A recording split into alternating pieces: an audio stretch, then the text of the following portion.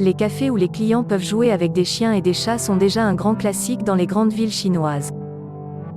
À tel point que certains établissements ont décidé d'aller plus loin en adoptant d'autres animaux beaucoup moins communs, comme les canards, les ratons laveurs ou encore les alpagas. Dans la mégalopole de Shanghai, de plus en plus de cafés tentent d'attirer des clients avec des animaux qui, jusqu'à présent, ne pouvaient être vus que dans les zoos. Il ne s'agit pas seulement de les voir derrière une fenêtre, mais d'interagir avec eux. Au Café des animaux, Xiaoqi compte plus d'une centaine d'animaux de 20 espèces différentes. Des chats de race au porc, en passant par les chinchillas, les lapins, les tarentules, les serpents, les furets, les lézards et une paire d'alpagas. Près de 600 personnes viennent chaque mois dans cet établissement.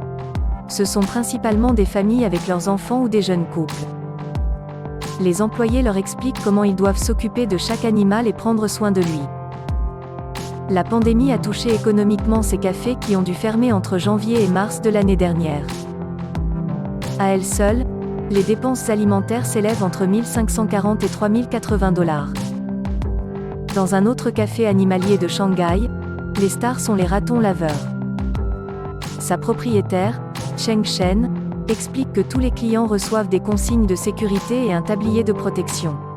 Pour Cheng Shen, la pandémie fut l'occasion de donner un nouveau foyer à un animal.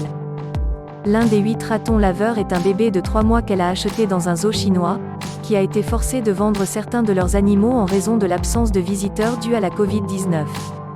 Au départ, ce concept de bar, restaurant avec animal était réservé uniquement aux chats ou aux chiens, mais d'autres espèces sauvages ont fait leur entrée. De quoi susciter l'indignation des associations de protection animale.